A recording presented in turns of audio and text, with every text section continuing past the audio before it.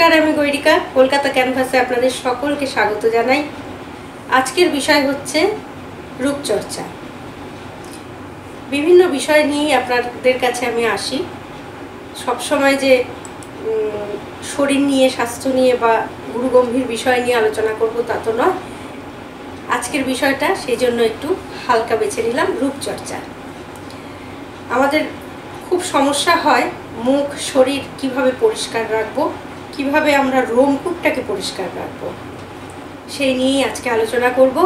কিন্তু আলোচনায় যাওয়ার আগে মনে করিয়ে দিই, বা যারা প্রথম আমার ভিডিও আজকে দেখছেন, কলকাতা ক্যানভাসকে প্রথম দেখছেন, তাদেরকে বলি প্লিজ সাবস্ক্রাইব করুন কলকাতা ক্যানভাস। কিভাবে করবেন একটু দেখে নিন।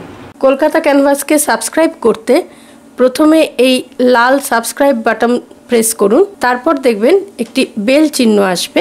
এই বেল চিহ্নটায় এবার প্রেস করুন। এতে আপনি সবার প্রথম ভিডিওর আপডেট পেয়ে যাবেন। সাবস্ক্রাইব করার জন্য ধন্যবাদ। আজকের বিষয়বস্তুটা প্রথমেই বললাম যে রোমকূপগুলো পরিষ্কার রাখবো কিভাবে আমরা। খুবই সাধারণ একটা বিষয়, খুবই ঘরোয়া বিষয়, একদমই পরিশ্রম নেই। যারা আমরা ঘরের বাইরে বেরোই, কাজ করি, তাদের পক্ষেও এটা কিন্তু সম্ভব হবে করা। সেরকমই একটা বিষয় আমি বলছি। কাঁচা দুধ নেবেন। প্রথমে অবশ্যই মুখটাকে একটু জল দিয়ে ধুয়ে নিলেন। নিয়ে কাঁচা দুধ নেবেন, হাফ কাপ মতো নিলেন। নিয়ে তার মধ্যে 2-3 ফোঁটা একটু লেবুর রস দিলেন। তার সঙ্গে সামান্য 1 চিমটি নুন দিলেন। দিয়ে ওটাকে মিক্সড করলেন। করে ওটা মুখে মাখুন।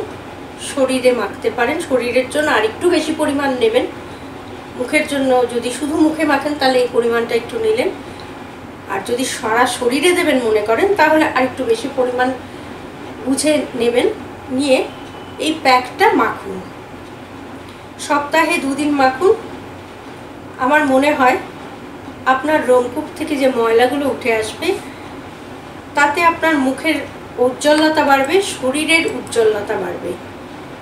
শরীর অনেক সুন্দর লাগবে, ছকছকে সুন্দর হবে, মুখখানাও অনেক গ্লো বেরোবে, গ্লেজি হবে। কারণ আমরা উপর থেকে অনেকেই পরিষ্কার করি, ভেতরে কিন্তু ময়লাটা থেকে যায়, যেটা আমরা বার করতে পারি না। তার জন্য এই ঘরোয়া টিপসটা বললাম, করে দেখুন। মনে হয় ভালো ফল পাবেন।